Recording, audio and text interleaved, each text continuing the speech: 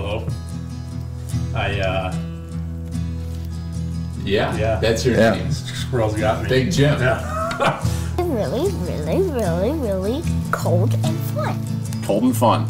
Cold and fun. That's good that you think that of it, because that's what deer hunting typically is cold and fun. Yesterday morning, I'm glassing up on the pass, and I see these deer moving, and I'm like, ooh, there's deer moving. All of a sudden, I just see this person just head down, just hauling ass, wearing shorts and a t-shirt with a pack on. And I'm like, is that Tard? My dad always talks about floating through the woods like the autumn breeze. So Robert's when you're the 275 pounds, I don't know how you do that, but the Freightliner, it's just like a creeper. You're just kind of up in the corner watching what's going on down there. Yeah, you know, he's like, he's up there slapping it, pissing all over everything. Is it warm yet? How did you know the name of the actor? I know. Why did you say his name? Hervé Villechaize.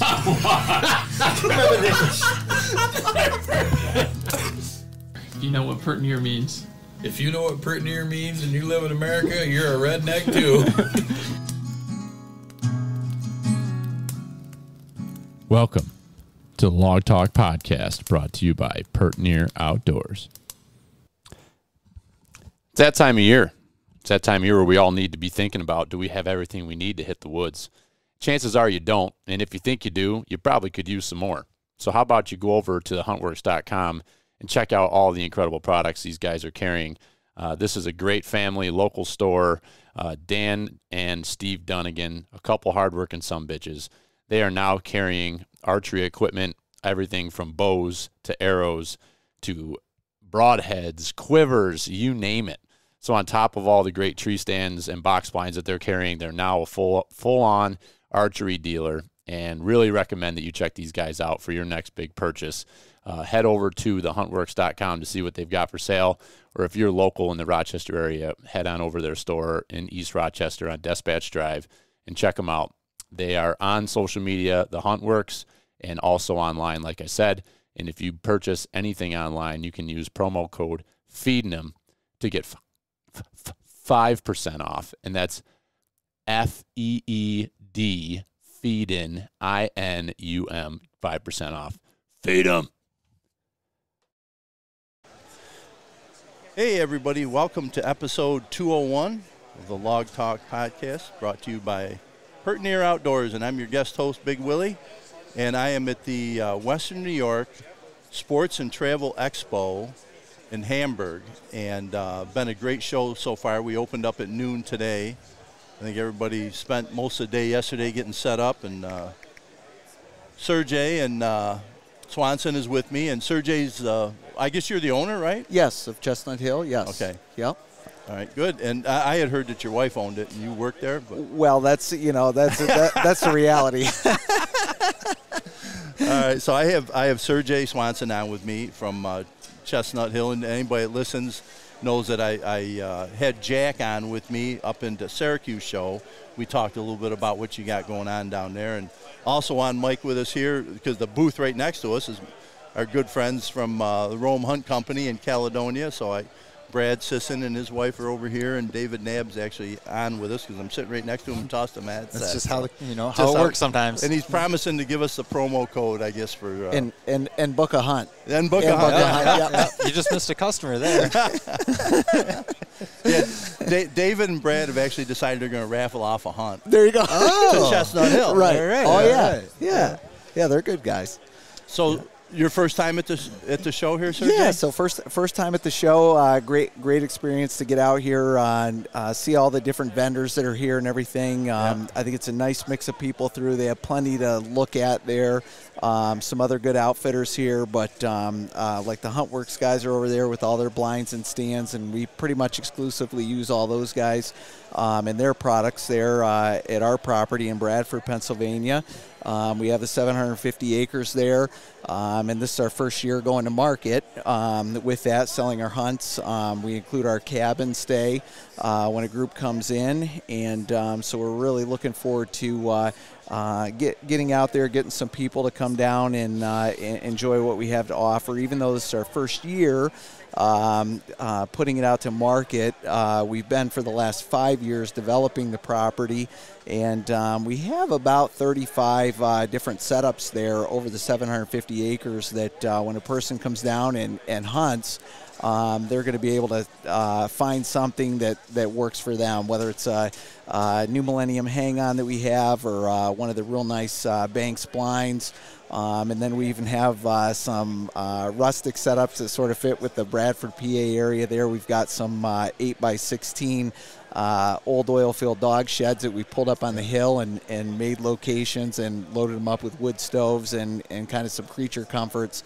When you said they had the character of your region, I thought you meant like a block of firewood to sit on. Oh, correct, yeah. one of our best hunting stands, we call it the firewood spot. Yeah. My brother carried this big block of firewood halfway down the hill. Yeah. Set it down there. We had more luck sitting on that block of firewood under a hemlock. Yeah, definitely. Yeah, so we load them up there good with all the firewood. So if you wanna sit out beside it, you can. But the beauty I feel like of coming to our property is we feel like we kind of have something for everybody. And we're not in charge of the weather, but if you come and it happens to be 3 days of rain or something like that, we're still going to be able to put you in a spot where you can be comfortable, or your kid can be comfortable, or your grandfather, or whatever it is, to enjoy the hunt experience there. So we're excited, and this show has been, like I said, great so far. I've got 2 people already that we've talked to that have taken information and seem to show pretty good interest as far as that goes. So we'll see if they turn out to be booked hunts. But good. Yeah. So tell me about how if folks come down, like, are you going to have just one camp's worth of, like, is there a limit?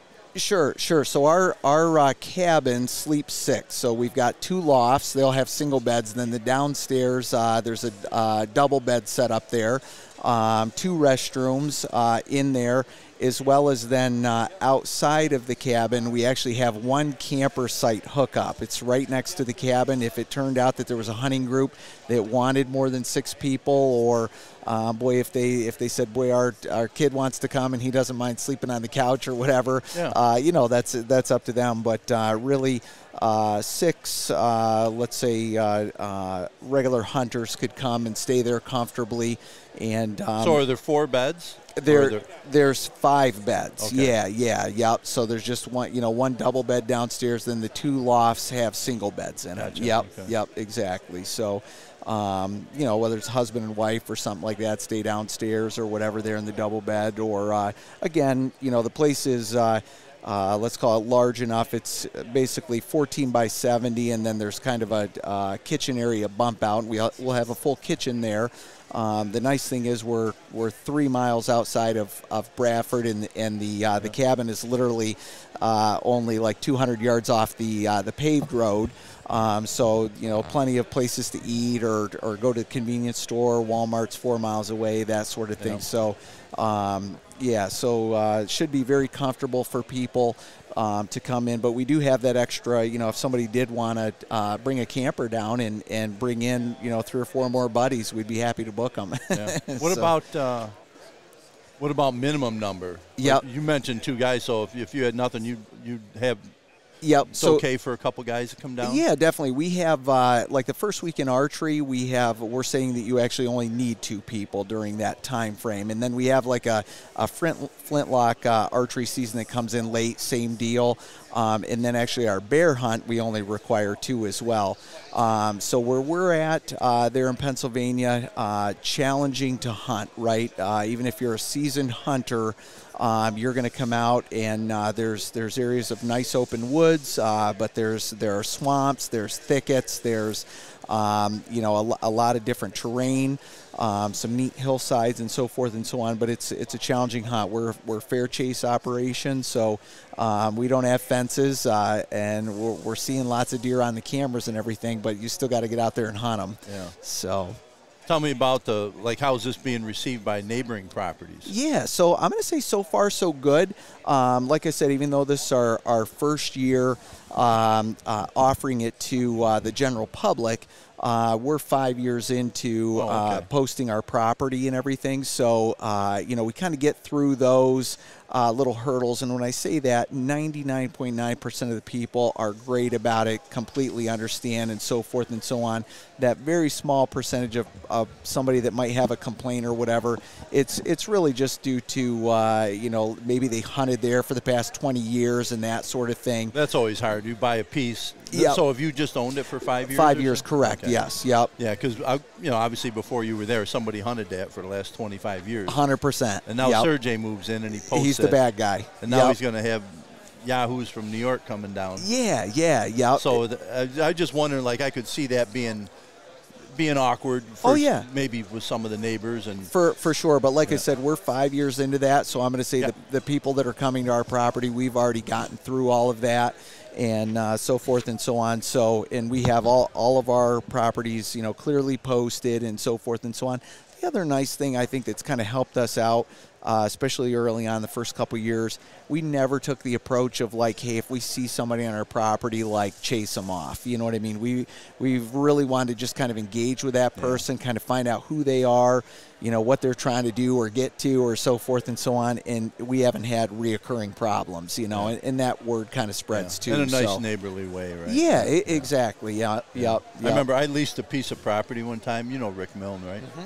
So Ricky and I leased a piece of property. It was called Monkey Run. We had 130 or 140 acres there. Yeah. I got thrown off that property more times. I'd be hunting up there, and I'd see somebody. I'd walk over, I'm like, hey, how you doing? My name's Bill Harvey. He goes, it's private property. You got to get out of here. I'm like, is that how we're going to be? Yeah.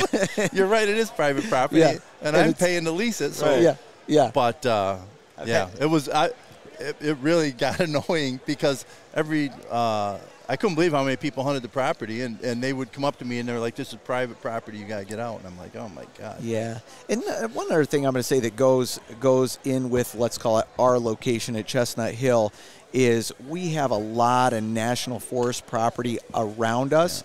Yeah. In addition to that, we have a lot of timber companies that still have their land just open to public hunting. So there are plenty of places, let's call it for like the locals or those people that have historically hunted in and around the area, to, let's call it, find that next place. Or most of them already have another place anyways. They're just kind of, hunting there as well. Yeah, that's very common. And now what about like retrieving game, Yeah. If I'm down there and I hit a deer and it goes off of your property, have you talked, like, how's it work? Do you have to go talk to them ahead of time? And so I'm going to say if that deer goes a really long ways, then we might need to. But all of the property owners that pretty much that border our property, we know those people, so getting to that is not a problem at all. And then there is one part of our property there does have some posted property up along it from some new people that I haven't had opportunity to meet yet, but that's definitely one thing on my list, that I want to get in touch with those people and just kind of go over some of that stuff. That would be just my luck. I'd end up I'd gut shoot one or something. Right. Runs over the neighbor's property. Yeah. Yeah, I don't know how that works on it because I've never we hunt PA, but we're hunting all like you guys state do like forest, state land, state game land. So I've got a question. Yep. Are you guys offering guided or is it all self-guided? Yeah, so we're doing a little bit of both. We're doing the self-guided hunts, and so that person comes in. We're going to have maps for them. Again, we have 30-some stands around the property.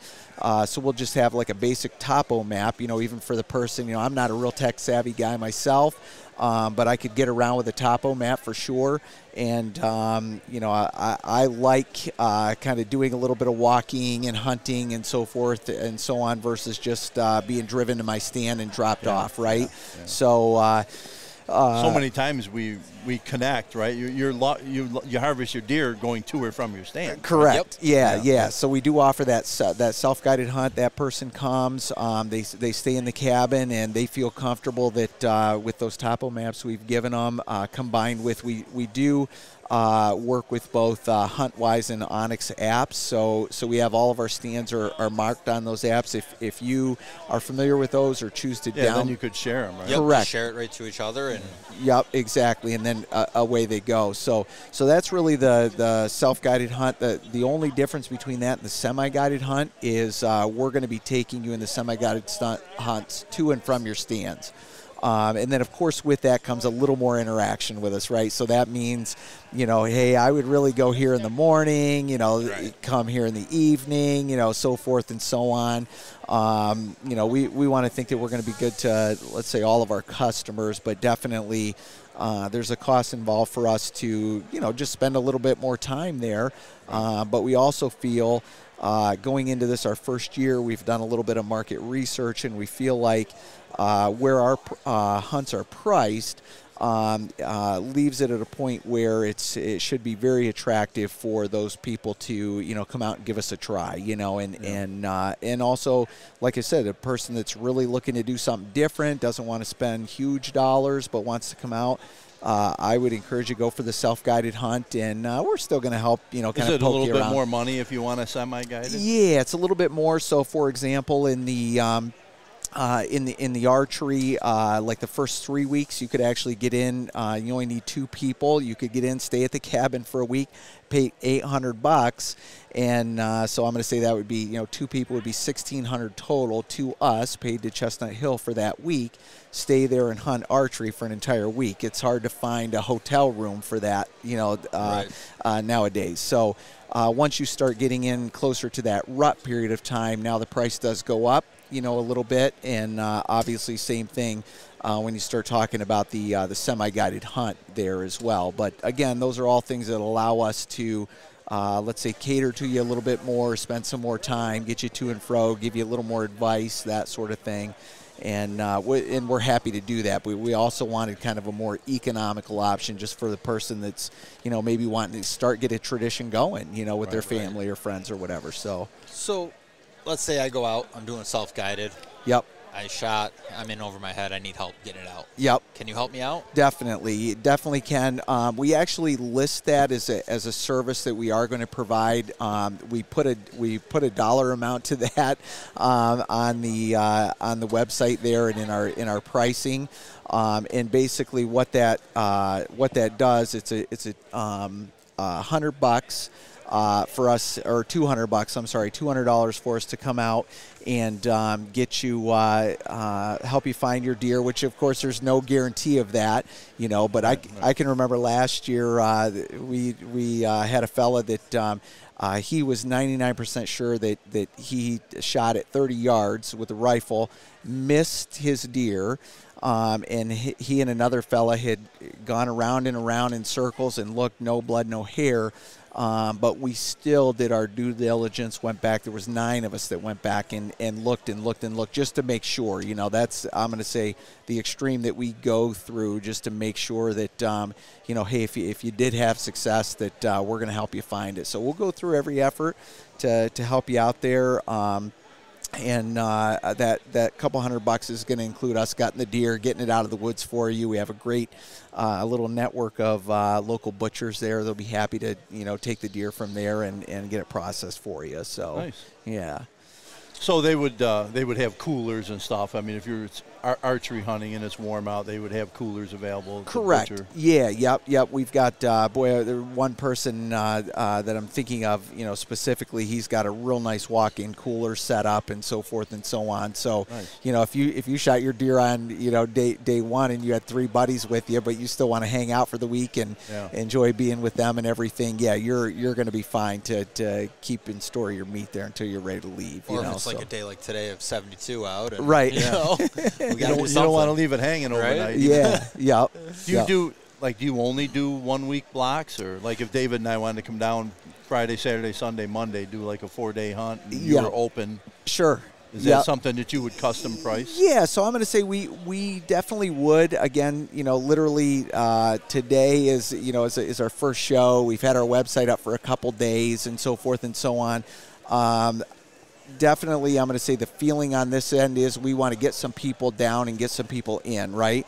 Coming back to that, I truly feel, though, looking at our pricing, that even that person decided I only want to hunt 4 days. Yeah.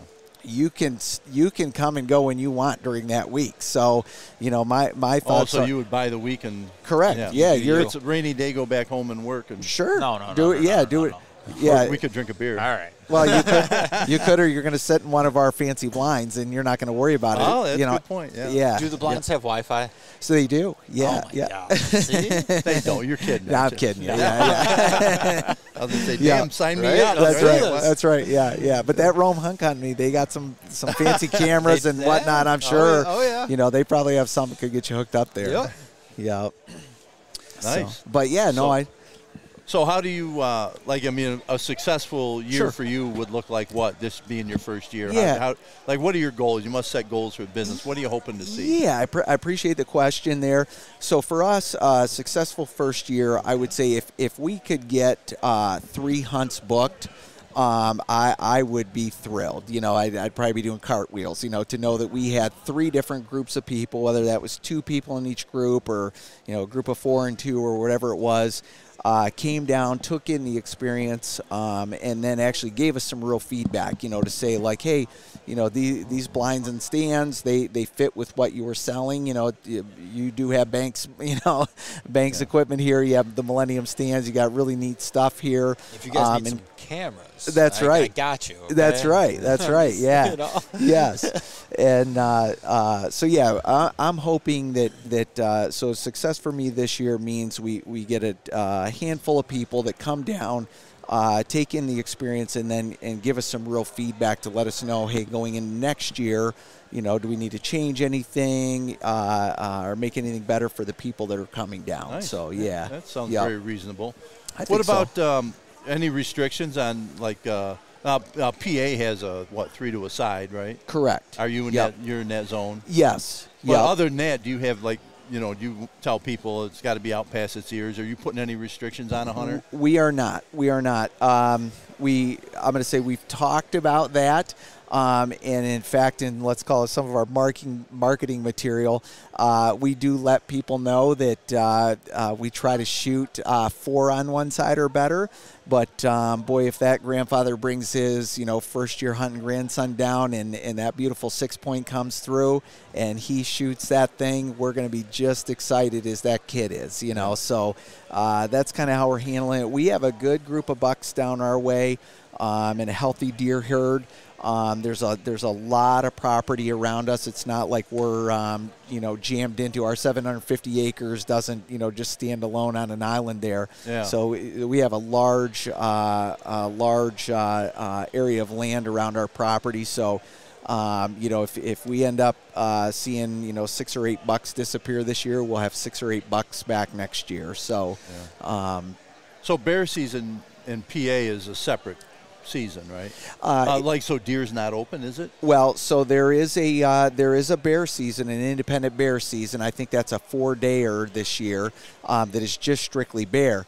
But for that person that books the first week of rifle season, that first week is also bear season in PA. So, if you want to come down during, just traditional bear season in PA, we'd love to have you. Love to have That's you. Usually like right. Is that Thanksgiving week or right? I think it is. Somewhere around there, right? Somewhere right around in there. Yeah, I think the rifle bear actually starts maybe the 23rd of November and goes through the 27th, something like that. So, that's rifle bear. I didn't think the bear was open. Like we go down, we're hunting like December. It's usually around the very end of November or December 1st, 2nd, 3rd, 4th, like that first weekend in December. Gotcha. But I know the bears close then. Sure. I believe, yeah. Yep. If not, we have some lucky bears running around where I hunt in PA because we've been letting them go. Yeah. Boy, I've seen some nice ones too. Yeah, and it's crazy. Those I think it's going to happen. It'd be cool if it was this year, but we're on about a 3-year dry stretch of, I'm going to say, some of the people that have been coming in and hunting as far as bear goes.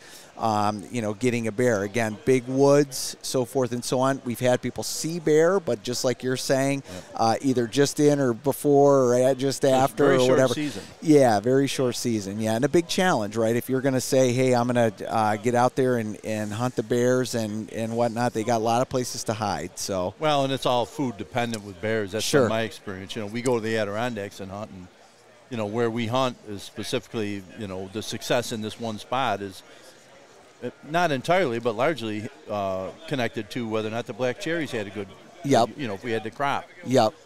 So it's, there's mass crop availability, and bears Sure. are going to be where the food is. 'Cause Yes. They're trying to pack it on for Yep. winter. So yeah, and this year I think we're gonna get a little corn in this year in one of our fields and whatnot. That'll probably bring a little bit of a double-edged sword there, right? Because gives them a place to hide. It gives them a place to hide, and I'm gonna say that the deer don't necessarily like the bear, and stuff like that, but. They all figure it out in the end there, whatever. But I think there's a little better chance we might be able to, if somebody was really looking to do some bear hunting, get them on some bear this year possibly. So yeah, nice. Yeah. So now you said you had 750 acres. Yep. Right. So is much of that tillable, or what's your tillable on? Yeah, so I would say out of the 750 acres, I would say as far as food plots go. We have, I would say, 4 or 5 existing food plots that range anywhere from, let's say, 5 acres to, we have some little spots that are as small as probably half an acre, Okay. So that's kind of the general mix there with the food plotting. We do a lot with the mineral sites. For us, we've seen great success with the mineral sites and. Kind of a low-cost alternative to get some good out there for the deer at a really neat time like this time of year. We haven't had a harsh winter. I envision a super deer crop this year just because we really had 2 weeks of what I would call winter. Aside from that, we did here too. We didn't. We didn't winter this year. This is our second winter in a row, really, where the whitetails, like the numbers ought to be blowing up. Yeah. And then this year too, we have about an additional 11 acres that we're going to be bringing in some food plotting, hopefully get some soybeans going, and that's where we're going to put some corn in there as well. So, we're constantly working on that stuff. That's the kind of stuff I enjoy, getting all the out. food plot work. Oh yeah, getting out and playing with that stuff and seeing what happens, right? Yeah. Yes and no. It's a pain, and you hate it when we're doing it. Sure. But the results are definitely worth it. Right. So I've never hunted Pennsylvania. Okay. Can you kind of just run me? Are your tags over the counter? You just go to Walmart and get tags. What do I need to bring for tags, or Yep. How does that whole process work? Yeah, it's literally that easy. I'm going to say PA is. Let's call it easy place to buy guns, buy ammo, and buy hunting licenses and so forth and so on. So it's really nice. You can literally just go to Walmart and show your driver's license and grab that. I'm going to say probably $120 or so for your gun, gun license and stuff like that. It's not expensive. No, not at all. No. The Missouri was like $700 this year. Oh, was you gotta it be really? kidding For a me. gun, and then another $7 for. Wow. Oh, yeah. Seriously? Wow. Yeah. Did you go bow Both. and then into gun? Yep. Yeah. Ouch. Yeah. No, but we'll go down to PA and rent. We rent houses like Airbnb. Sure. If you get 4, 5, 6 guys in a house, so you might spend $400 or divide $400. it out.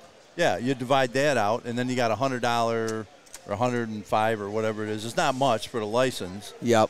And you're good to go. None of us get doe tags because we don't want to hike back in the middle of nowhere. Right. And get a doe. Everybody's got to stop hunting. You can get the doe. I can get the doe at home. Yeah. Right. Yeah. So. Is there any implements that are not allowed in? Where I am up in New York, in 8H, I can't use a rifle. Gotcha. Okay. Are you guys able to use rifles? Yep. So is there any restrictions on muzzleloaders or any kind of restrictions like that? Yeah. So you can definitely use a rifle. That's what I'm going to say 98% of the people are doing, and Yeah, so we're rifle. You can also, if you have a slug gun, you want to bring that down and hunt with that. When I very first started, that's what I'm taking next year. Yeah, when I very first started hunting, that's what I hunted with. Believe it or not, was the slug gun there in PA. How far is your? Sorry about that. That's fine. How far is your average kind of shots for? I mean, what do you have set up? Yep. So we have anything that ranges from. Let's call it thickets, where you might be shooting. Let's call it comfortably out to 50 yards. You're gonna start seeing deer come in, but to really get a decent shot, 50 yards, and I'm gonna say in some instances even Sorry about that technical I did it again. Oh, I like that. I'm trying to plug in a headset for Steve, and I keep hitting these pre-recorded buttons that Billy has. So. Ooh, what's this one do? Yeah. Hold 1 second. Yep. We're back live That's from right. Buffalo Hamburg Show. Yeah. All right. Yeah. So. All right, we're gonna. Oh, so you go ahead and finish. Yeah, what I'm you sorry. were So we have the close in setups, as well as we do have some stands there, especially once it comes to the rifle season, the leaves fall off the trees, so on and so forth. You're going to be seeing out way farther than you're going to be shooting. Like I'm going to say 400 or 500 yards. Not that isn't possible, but you could literally see that far. So with your blind setup and everything else, is there a rest in the blind, or do I have to bring my own? Or? Yep. So some do have some rests in them. As mentioned before, we use a lot of the Huntworks products there, and so those have some built-in gun rests in them. As well as just the good old, hey, I've got the window open and the gun's going at it and dead deer, Yep, so absolutely. The shooting bags, right? On the banks blind, the little shooting bag that drops them. I've never used it, but it looks cool sitting there. Yeah. You don't have any? Oh, I got them. Yeah, I've just never used them. I've never shot a deer out of the blind. I don't really hunt out of a darn gun. It's a bow thing for me. He naps out of it. Yeah. When the football game's on, I like to be in there. I got my little shelf that holds my cell phone. Jimmy probably puts them in his backpack. Yeah, he does. He won't leave them in the blind. So I got Steve Dunnigan from the Huntworks hopping on with us as well. Welcome, Hi, Steve. And thanks, Bill. Sergei was just he were walking us through his new business venture here with Chestnut Hill and what he's got going on down there. And so we're just I've been there. I haven't had the full tour, but you have been down? I have been down to the area, and it's just awesome. And I'm not saying that because Sergei's sitting here. Yeah, it's just, I got to come down and take a look definitely. At it with Yeah, we'd love to have you. And that's one thing I'm hoping that happens through this process here as we start engaging with some people that want to book some hunts and so forth and so on. I'm hoping that we get some people that say, hey, I'd come down and take a little ride around the property with you, ahead of time, right? So the middle of summer or whatever, come down, take a few hours, take a little ride around the property. I would love to do that just to get their mind working so they kind of know what to expect coming your bearings, in. Yeah, get your bearings a little bit or which would whatnot. be super helpful on a deer hunt, to see the property. I mean, you can do aerial scouting, or imagery on your apps and whatnot, but boy, to be actually set foot on it and see how it lays out, Yeah, that would be nice. Yeah, I'd welcome that, and I'm hoping that we get that, So, but it's interesting you brought that up. Have you? So I haven't looked at Onyx or Hunt Stand or any of those. Are your property lines pretty well defined? Yes. On that. Yeah. Yes, they definitely are, and in fact, we use the Huntwise app as we've gone out and marked the boundaries of our property, and so the like the surveying lines that were there when we lined those up with that Huntwise app, very close, right? Yeah. You might find little 5 or 10 foot variance. Yeah, here and there between the two. Who's off? Who knows? But at that point, close enough, right? So, but that's been very helpful. I use Onyx, and I've been at our camp, and I'm trying to find a pin, like a corner pin or something, and it'll get me, within the size of this booth here. Yeah. I mean, I'm there. It's like it's right here somewhere, 10 Crazy, by 10. Isn't it? Yeah. It's unbelievable. Yeah. I use it on the job all the time. Yeah. Do you? All the time. Typically, they'll get real close, and then you can, Then you can fine tune it from there, but it'll get you near. Yeah. Yep. I went on Onyx and looked up your property and Did you? scoped Okay. it out. Yeah, I was checking it out. It looked really nice. Good. Yeah, no, I appreciate it. Yeah, and I hope you do come down and check it out. If you could come down for a day or an afternoon, whatever worked for you, that would be awesome. Now, muzzleloader down there, do you have an early muzzleloader as well? So the muzzleloader, I don't think that we do. This year we're not offering that. This year, as far as the muzzleloader goes, are you saying you're not offering the late muzzle? Isn't there one like in January? I think there is in January, but That's for a this flintlock year, deal. and for this year going into it, we just said, hey, we're gonna stay away from that for this year. Hopefully next year. Same thing with the turkey. We really don't even have our turkey hunt set up or anything. That's going to be another, I'm going to say, low-hanging fruit to kind of go after a little bit. Yeah. Sure. But for right now, we just said, hey, we're early on. Let's just, focus on what we have here established. Hopefully it's going to be the archery and the rifle season primarily, and kind of get our feet wet a little bit, make sure we're doing the right things for the customers. And then from there, like I said, those additional hunts will give us opportunities to grow, Now, if I like using my 25-year-old climber tree stand, that's my favorite stand. Can I bring it down and definitely put it where I want and use that stand? Yeah, definitely. I didn't know if there was like insurance concerns or liability. No problem. Bring it down. So what we're going to do when you show up there for your hunt, we have a simple one-page waiver form you're going to sign, which basically says, hey, you're in charge of your own safety, right? Okay. We want you to wear some sort of a harness or a lanyard or whatever it is when you're up in that stand. But ultimately, when we walk away or you go and do your thing, you're going to do what you want to do. So so we just simple one-page waiver or whatever, and away you go. But we hope people do bring your whatever you're comfortable with, but I can tell you the stands that we have that we've got through the Huntworks, I think you'll probably leave yours there and buy one of theirs. Yeah. So well, I think, and I bring that up, I went out west and did a hunt for elk, and they had stands, and I would rate the whole experience very well, except for the stands. Okay. Like things, not put together as well as they should be. Jerry rig. It's sure. It's like if I'm going to have somebody come out here, and pay the money I paid. Like I say, the whole hunt experience itself was fantastic. The only weak point was like the quality of the stands. Like if I'm going to come out here, it doesn't cost that much more. But that's where you spend a lot of your time. That's where I spend all my time, right? Yeah, that and in bed. That and bed. So you want a good get up in the morning and you want a good stand. Yep. Well, the rarity, I think it's more the exception than the rule, because I've hunted Kentucky, I've hunted Missouri at very good outfitters.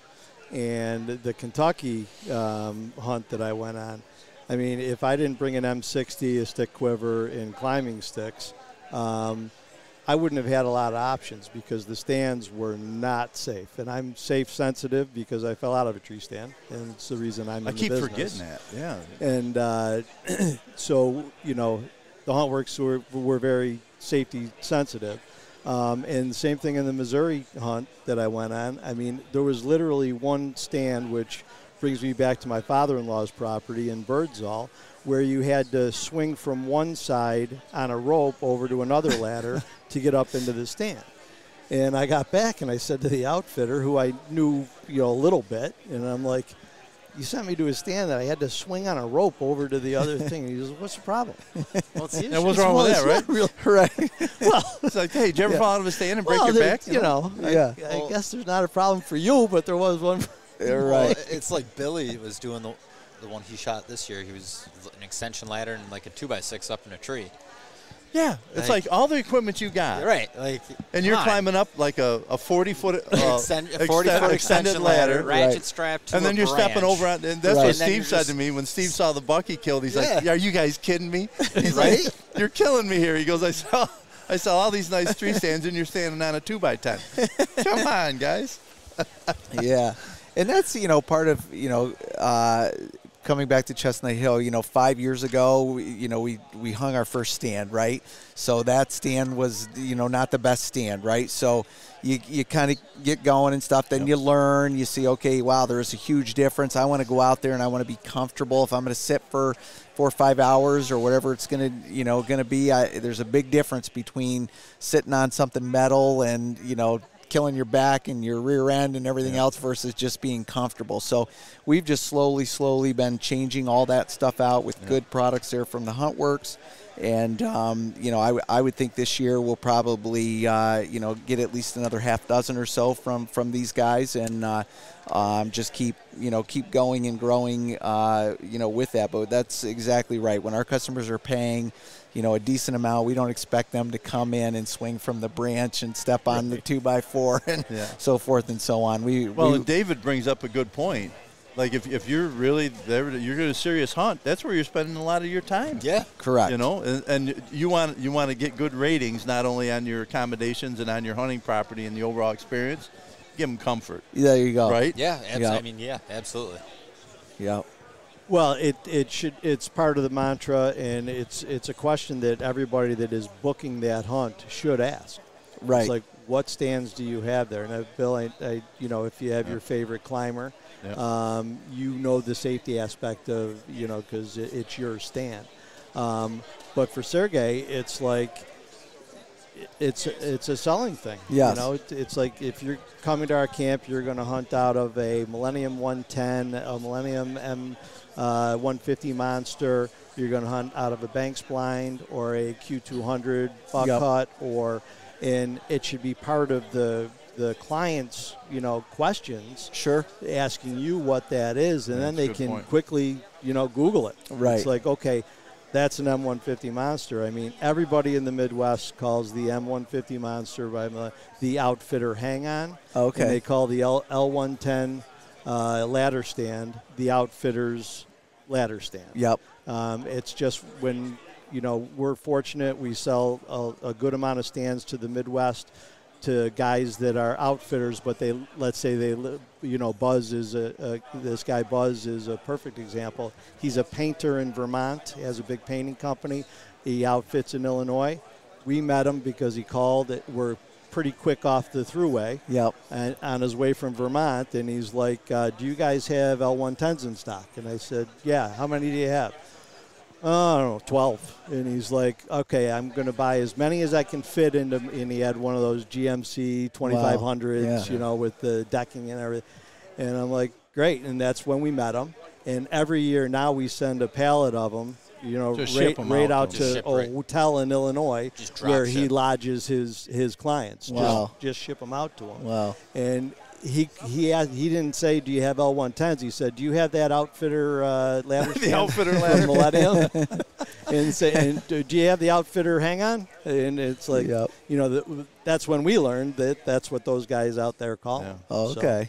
So, and you have both of those. Sure. Yes. At Chestnut Hill. Yep. So. Yep.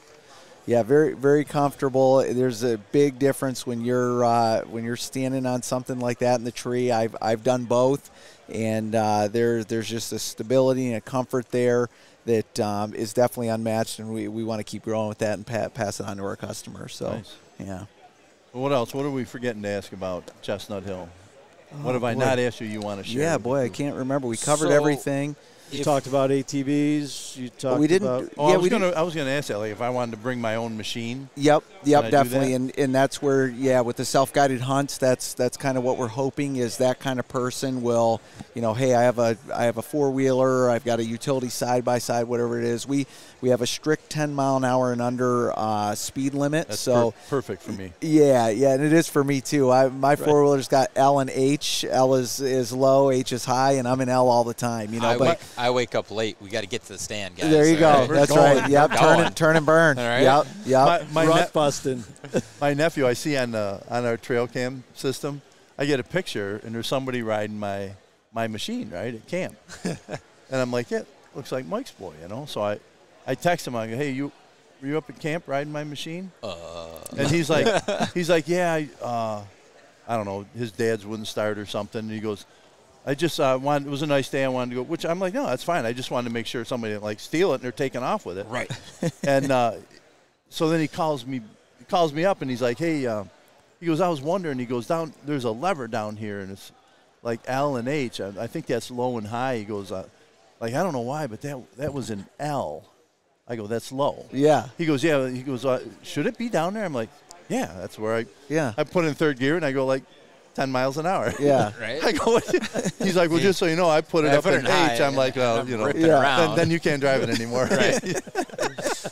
But it's funny, right? H stands for hurry. Yeah, hurry. that's right. Yeah. That's right.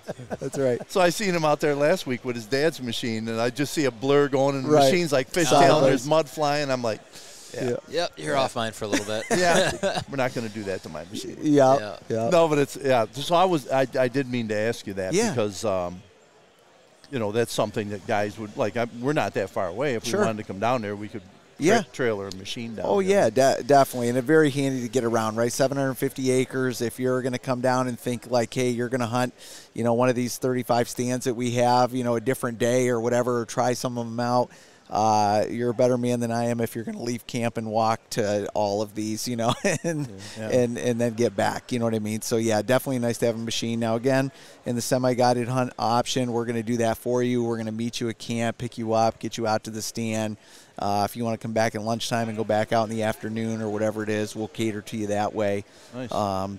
But guys or girls can bring their own machines. Correct. Correct. Harvest an animal, utilize it to get it out. Get it out for sure. On self-guided hunts. Self-guided hunts. Yeah. Yep. Perfect. If you're the person that's got that experience and frankly likes doing that or whatever, to me, I think that's kind of one of the neat spots of Chestnut Hill is, right. You get a new place to hunt. You get all the great amenities, but I think at an excellent value. So if you're used to hunting, you've got the machines, you've got the equipment, you know, we've got you set up and have the place for you. You come in, spend the time, go out, do your thing, you'll be back.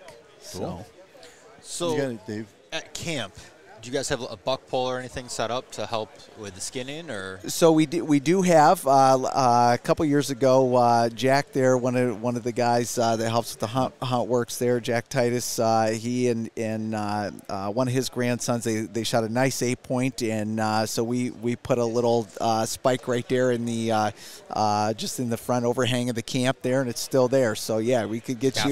We got something. Yeah. You got something to get you hung up there if you need to. But we got lots of local butchers, but if you're into that, that would be great. You could definitely get it done. Okay. Nice. My other question would be, we've talked about deer hunting. We've talked a little bit about bear hunting. What about turkey or small game? Yep. Do you guys offer anything in kind of, we'll say, the off-season-ish? Yeah, so right now we're not, but those are all channels that we would be interested in. The thing that happens with a lot of our small game season, it sort of overlaps with the archery side of things, right? So if we have small game hunters that are out there blasting away and the guys, you know, a few hundred yards away or half a mile away or whatever, it kind of a little bit tricky there as far as that goes. But as far as the turkey stuff goes, I could definitely see us getting into, you know, here we are coming right up on spring gobbler, right? It'd be a perfect thing to do. We've got a lot of turkeys down at our place. I was just going to ask you, how's the turkey population looking? Very good. Yeah, we had 2 hunters. The 2 hunters that came and hunted turkey last year both got turkeys. So, you know, and I see them, you know, on a pretty regular basis. You know, I'm out on the property. If you know, I'm going to say there's not 2 days that go by that I'm not out and around, you know, checking some things out or doing some work or whatever. So I'm constantly seeing, you know, areas of the woods that are dug up from where the turkeys have been or physically seeing them myself. So, nice. Yeah, I think that'll be fun for next year. So I'm very familiar with the fall of the year in PA. I hunted Sayre south of Waverly, New York for 15, 20 years until that landowner, Mr. Owen, unfortunately passed away. But know nothing about the spring season. So New York, May is turkey, I imagine. Yes, May is turkey exactly. In PA. Yes, the same thing in PA. So once you guys are up and rolling and everything, it's going to be a great complementary spring. Correct. Yes. Oh, it'll be it'll be perfect for us. Yeah. I don't think there's No Sunday hunting, though, even for Correct. turkey. For turkey, I don't believe there's any Sunday and hunting. there's a couple days now for deer. I know. Yes. I heard they were taking that up again in PA. Okay. Because a couple years ago they kind of came to a compromise, right, where I think there's like set days where Sundays you can hunt. Yes. Yep. Both during archery and guns. Correct. So, to give a little bit of that. Still 2 weeks, right? Yes. Yeah. Yep. 2 weeks. One of them, one Sunday. Correct. The other's off. I think it's the off. opening Sunday. Yep. I think the opening, you can hunt like maybe Saturday and opening Sunday. And correct. We usually go after that. We hunt like Thursday, Friday, Saturday of that week. So they moved gun to Saturday opener instead of Monday? Yes. Opener? Yes. Yep. Bastard. Yeah. How about it? Yeah. Exactly. You talk to way more people that don't like it than do, right? The Monday opener was the best because you had a whole it gave you the weekend of guys that hanging and drinking and cooking out. The little convenience stores off the beaten track and the small towns and everything. Right. But we can lament that all we want. Yeah. It is what it is. Yeah. It just is what it is. Yep. So. Exactly. So, Sergei, thank you for joining us. I'm not wrapping it up entirely, but I just wanted to thank you for the rundown and wish you all the best with your new endeavor here. Definitely appreciate it. Looking forward to taking a road trip down there and that'd be great. Looking at the property and check it out. Yeah, that sounds good. You're more than welcome, and we'll give you a tour around as soon as you can make it. Yeah, so, great. Yeah. Well, so Steve, we started off Sergei and I and Dave talking a little bit about the show and what are your impressions of the show so far? Typical Friday. So it's, noon opener, and then, the bulk of the show is definitely tomorrow and Sunday morning. It's just a weekend thing. I haven't honestly had a chance to walk around and see vendors that are here, type of thing. But historically, this is just a great show. So, kind of the typical Friday. Right now. Is that pretty normal where you get hit hard noon to 3 or something? And, the happy hour, I guess, Jack's been doing this for, way before COVID type of thing. And then no show for a couple of years. And then at 22, I think, was the first year back, and we were here. And it was a good show, but it was just this one building, and it, 4 years before that, it was 8 buildings of people. So, every year it's just going to get better. And, this year, I mean, some of the boats here, we were talking about the boats over in the booth. So if, it's March and, anglers are starting to, anglers are starting to really, get the fever because there wasn't any ice. So or you had to travel a long way for it. So come and check out the boats, and if you get a chance, stop by the Huntworks booth and check us out. See what you're going to need in the fall. When you see the price on the boat, you can feel very comfortable. You can That's right. You can get something that will not get you in as much trouble with your wife. Right? What's new with the Huntworks? Anything new? Share with everybody. There's some new Millennium stands. They made a few changes to their entry tier ladder stands. Nothing new on the hang-on side, only because they don't have to make any changes. They're just so tried and true, and just make sense in every price category. The Buck Hut is still the #1 seller. Man, people go to that today. I sold one of them this afternoon. The 30-06 ground blind. That's getting a lot of you don't have to worry about snow load, with a hub system or anything like that. Full steel framed. They lowered it a few inches this year. I thought it was lower, a little lower. Yeah. The one complaint about it after a full cycle year of selling it was that it was the same frame as the Buck Hut. And ground blind guys are used to only trimming a canopy up so much and putting a hub blind underneath a canopy to try to keep the snow load off of it. So Millennium reacted, and they did make it a little bit shorter. I think 5 to 6 inches shorter. It's still 6'6" interior wise height, and then they on the front side of it they did the see-through panels. That's nice. That's a nice setup. So it gives you more of a 180 view of in. it's all over the advertisements of the hub blind guys that you can see through the whole blind, you know, from the inside, and then it's all camo on the outside. So, but just to note, you do feel a draft. Because the only way they can accomplish that is by little holes. A lot of little holes. A lot of little holes to see through. I hadn't thought of so that. There's no magic or anything. So if it's pouring and it's blowing sideways. If it's pouring and blowing sideways, you're going to feel the mist. So, but from their, from Millennium's perspective, not a lot. Banks has Banks blinds, fully rotomolded. We're a Banks dealer, we're a Grizzly dealer, we're a Ram dealer, which is a new company from the original owner of Maverick. We switched over to Ram because Chad, who owned Maverick, sold it. It wasn't a very good non-compete or whatever happened there. He was quickly able to do a new company. Come back with a new and improved. And build a really, really nice blind in the exact same price point. We're very excited about that. That's a pretty nice deck. That's the Ram deck system, right? Yeah, so that's beautiful. He got together with a guy, Chris Wojak, he's a chair maker. He makes great blind chairs.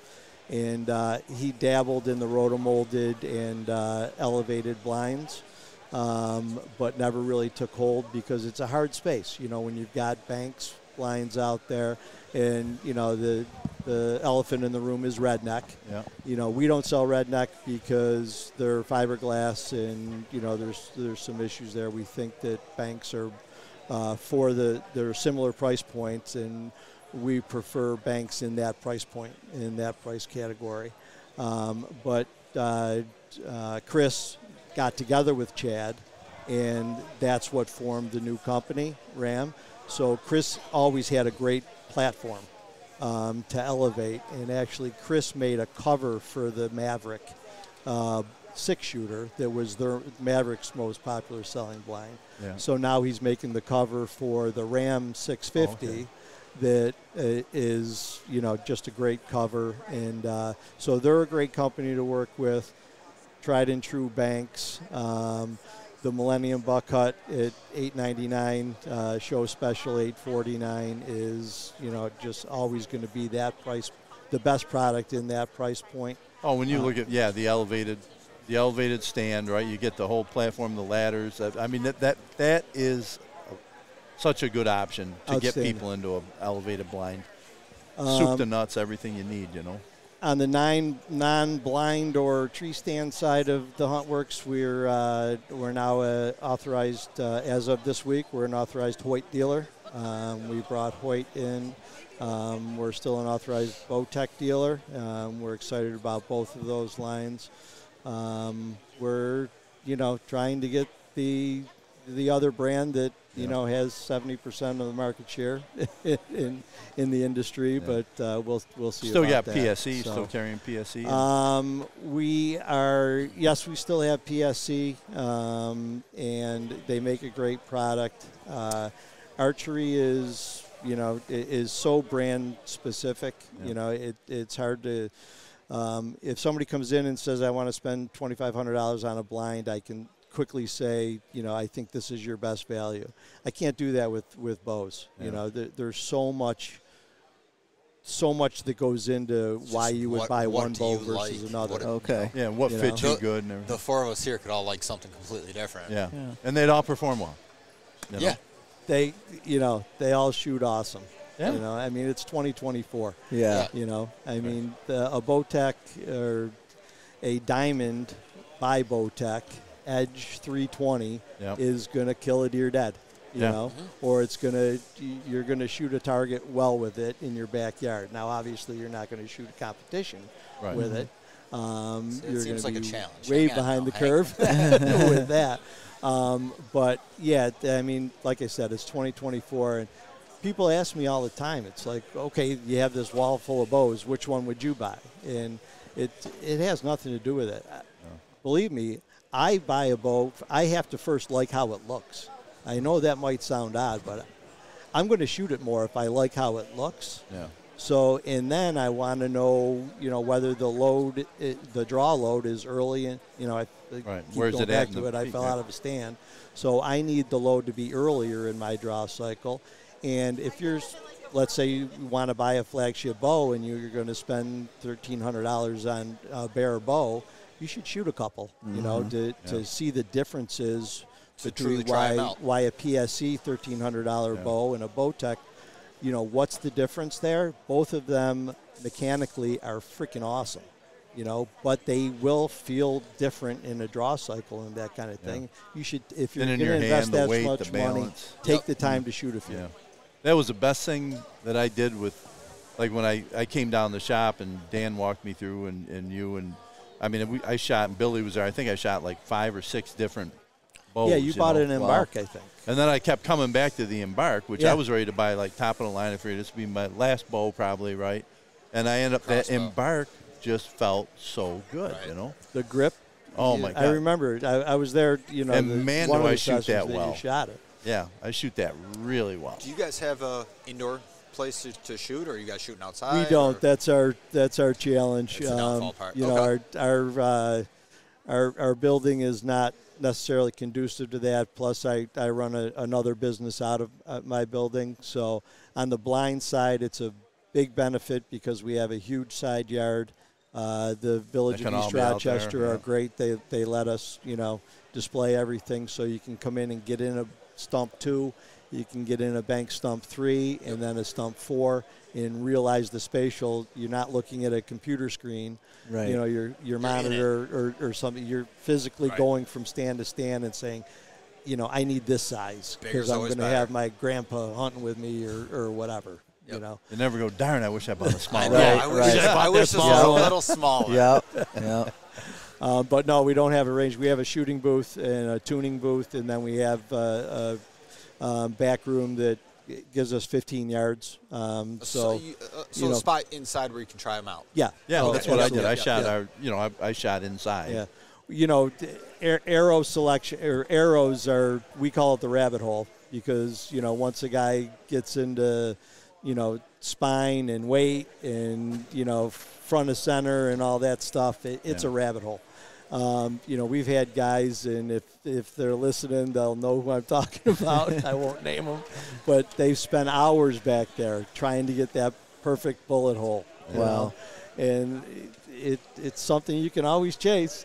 Oh, yeah. If you have the time. Yeah, if you want to geek out on that, But, yeah, I mean, the arrow setups were great that you guys did. I mean, everything, the whole setup was beautiful. Yeah, Dan's my nephew, who's, my partner in this, along with my brother, Dan's dad, Tim. We're setting up on our website a brand new custom arrow platform. Yep. It should be ready within a month or so to really go live. But we're getting so much request for it now. If you guys want to plunk down $200 to $300 on a dozen arrow, they want them to look exactly the way they want them to match their bow. They want custom wraps and everything. So my nephew Dan, every day he comes in now from local printers with custom wraps and material and everything because he wants to get it spot on, where it's easier for us to apply them. They're going to adhere well, and then we can fletch. The fletch adheres well to them. To that, yeah, because all that stuff takes time, and it doesn't. You can't build a dozen custom arrows in like half an hour. Right, it just doesn't happen. 10 minutes. I'll wait. Certainly not a McDonald's scenario, Right. I was thinking Chinese here, but okay. No drive-through. No, I enjoy. I mean, as long as the arrow flies straight and true, that's all. Those arrows I got from you guys. Like you. Yeah. I'm like you. But I know what you're saying. Some guys want that whole package, and they do. Yep, they do. Archery, interesting. Most guys, they think, well, I'm right-handed, so I want right helical. You should shoot your bow bare shaft and mark it because most bows, we found a majority of them would ask for a left helical. Yeah, they would do better with a left left. helical. Yeah. I did not know that. So the little nuance, part of the rabbit hole. Yeah. Exactly. Definitely part of the set your camera up on super, super, super slow-mo. Yeah. and just start shooting by it and see if you can figure See it out. how that thing Right? spins, right? See which way it goes. Right? There was a guy, I think, I don't know who went. Did Dan go? Or somebody I knew went. Maybe it was Jim DiAugustino from Pennsylvania, but this Steve Van Zyl. Yeah. I mean, like he's the one that got myself and my son Jimmy, like really going into it. Billy was shopping with his mother, I think, at the time, but Jimmy was big into archery, and you know, we went down there and bought top of the line PSE, but you know, he's a pro. Steve, yeah. Extremely accomplished shooter, and probably and a coach. If you want anybody to work on your bow, it's probably Steve Van Zyl. He's a genius with the archery. Unbelievable. Absolutely unbelievable. And but he teaches these courses, I guess. I don't know, did Dan take that or did Dan and Tim? Yeah. Yeah. Okay. Yeah. I was out of town on my real life job. So one of these days so when he offers it, I got to jump in there and take it, just because I'd like to know more about it. Yep. You know, it's like a the long science one. between. It's a long one. It's 3 days. It's a week, isn't it? Oh, wow. 3 days. 3 days. Yeah, on a weekend, just because of Steve's schedule. But I mean, it's the best bow technician class in the United States. Yeah. Wow. It's just awesome. Yeah, the guy is like unbelievable. And that's Rick Milne's brother-in-law. Okay. Yeah, he married Mary Lou's sister. So, in the family, but yeah, he's a very, very good guy. Yes. Very good guy. So. Once in a while, guys will walk in with a problem with their bow, and I'll like, geez, that's a call to Steve. There you go. Yeah. And he picks it up. He picks up the call. And Does he? Yeah, he's pretty good. What happened? I don't know I don't know what to do about this one.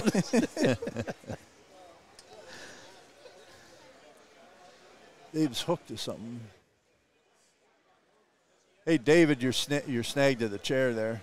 Oh, there he goes. So what else? We got anything? We're looking for a big day tomorrow, right? Yeah, tomorrow's always the so day. if you stop out here, Right, I mean, type of thing. I don't know if you noticed, but I was sitting here talking to Sergei, and I looked across, and it's Future Forest Consultants, Management, and Realtor. My neighbor's right there. So as I come over here, and these guys are here. Yeah. Sergei's here. Corey's over there. Cool. It's a small world, isn't it? It's a small world. Is that Corey? No, that's not Corey. I didn't That's think so. That's one of his guys. Corey will be here Sunday. Oh. So he called me and said he's going to be up here. So I thought he meant he was just coming to the show, but apparently he's working the booth. So I've never met Corey.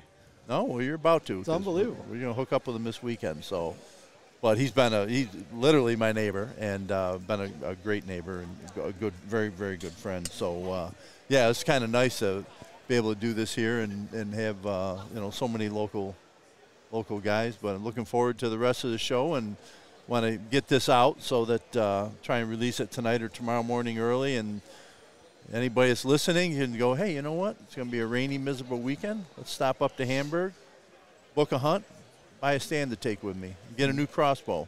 Yeah. Back to Chestnut Hill just for a second. Yeah. Has Jack been doing food plots and that kind of thing? Yes. He's been on your original lease right. properties, Yes, right? correct. So yes. You guys probably have maybe a thumb in the air plan on the new acreage. Yes. Of what to do? Yes, definitely do. And there are some really neat spots there on the new property there for food plotting. So. More than what we're going to get to this summer and this year, but it's always great to have more to build towards. Yeah, but that's awesome. but some really unique setups there where we can do some really good plotting, and Jack's always got lots in store. He's the man, put him on the tractor and he can destroy some ground, so Sure. Nice. he'll get out and get going. Now, when you bought this property, did you have equipment and things, or did you need to go get this stuff? So we've done a little bit of both. Thankfully, I work full-time with my brother that has a fabrication and excavation business. So we do have a really nice group of equipment there that we can go. Being modest. Yeah, that we can go with a little bit. But then I also have a buddy that has a real nice cat track skid steer with a forestry package on it, with the kind of the brush cutting mulcher on the front there, rotary thing. So I haven't pulled that favor yet, but he's told me a couple times. He's like, please, get a hold of me or whatever, because I paid another guy to come in that has a like a Bobcat. It's kind of more like a brush hog. I mean, it's a heavier duty thing. But he's done a lot of good work for us, like in our swamp setups where you just have those, 1.5-inch red brush or, whatever. But nuisance, nuisance kind of stuff that but prime opportunity to put food plotting in those spots for us. So, we want to expand. The one that we did last year was probably a nice little 1 acre plot or so, and I think we can easily double that in size without changing too many patterns there for the deer or whatever. Yeah, and that's the real art, right? Is to be able, you don't want to be destroying travel corridors or bedding areas. Bill, I'm going to run back to the booth. Going to head back. Anybody that is listening to this, definitely seriously consider booking a hunt with Sergei and Jack and Randy and those guys. You're going to get a top-notch experience, something that I think you're going to end up doing year after year, and watching how they grow with it. And if you have any inkling of doing that and you can't remember who it was, Chestnut Hill, but if you don't remember that, just contact the Huntworks and we will get you together with Sergei and Jack and Randy or somebody that can give you the whole, tour, by the internet or whatever. Appreciate that. Just book a hunt with these guys because it's going to be a good experience. We'll be sitting here talking 5 years from now, and you'll have a fully booked schedule, and that's guys right. will leave this year, and they'll book for next year. There you go. They'll be, Sergei, save me this week. That'll be the dream. Yeah, that'll be right? the dream. But I think, we'll see what happens. We're on that pathway, and we hope we have that problem. And Steve, before you go, when anybody that comes up to the show, stop over to Huntworks. Tell us about the raffle. You got a little, like for $10. How's that work? Yeah, we're so for $10 you get a Stadium Cup or an arrow puller, and we're giving away a Millennium run and gun turkey seat every hour on the hour. At the end of the day, we're giving we're pulling a drawing for a Reinhardt 18-in-1 target, which check that out on the internet. It's an awesome target.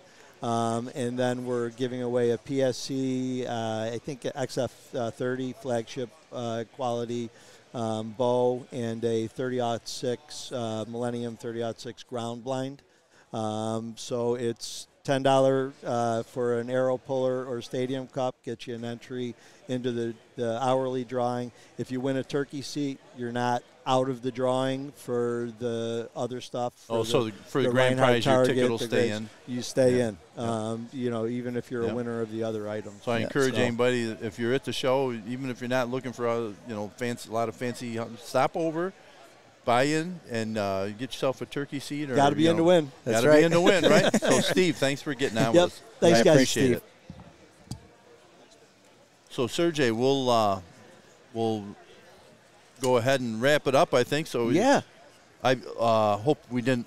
I saw people going by looking, going, "What's going on there?" So maybe they'll draw a little attention. Yeah, I think it's great. Yeah. And hey, it's been. I was really excited to meet you. Jack told me all about you when we were in Syracuse and about what you had going on. Yeah. And I had a little chat with Jack on the podcast from Syracuse. So it was really great. I didn't realize I was going to meet you here, so it's pretty cool. Yeah, no, definitely appreciate it, and appreciate the opportunity to get the word out. That's what it's all about for us now, right? Because here we are, one day, boom, what's Chestnut Hill, right? Chestnut Hill Outfitters. So this all helps. Appreciate it. Appreciate your audience there. Like Steve said, if anybody has any questions or wants to check us out, we hope that we're friendly to those folks, and they can find a hunting home there at Chestnut Hill. Yeah, so. Sounds awesome. Great. Yeah. Well, good luck to you, and thanks for joining. Hope you enjoy the rest of your show. Yes, thank you. Thanks, Sergio. Yep.